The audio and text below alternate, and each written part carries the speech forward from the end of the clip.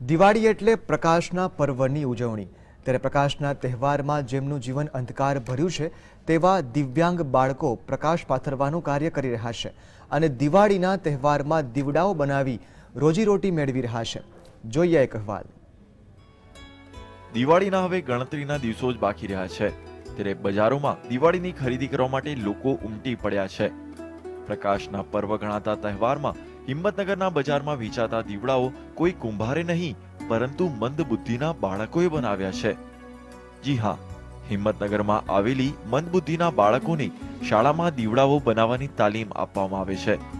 છેલ્લા 1 મહિનાથી આ બાળકો દીવડા બનાવવાનું કામ કરે છે અને આ જ દીવડાઓ લોકોના ઘરોમાં ઉજાસ પાથરી પ્રકાશના પર્વને પાવનકારી બનાવી રહ્યા છે।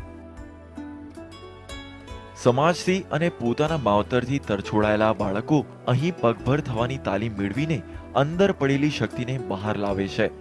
અહીં કોઈ બાળક દીવડા માટે વાટ બનાવે છે તો કોઈ તેમાં મીણ પૂરી તેના પર કલર કામ કરે છે।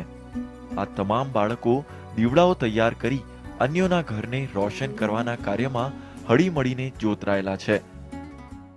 દિવાળીના કોડિયા બનાવવામાં આવે છે।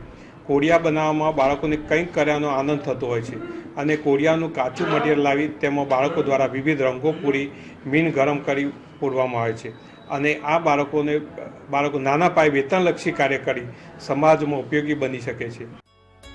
આમ જોઈએ તો આ બાળકોની દુનિયા માત્ર આટલી જ છે।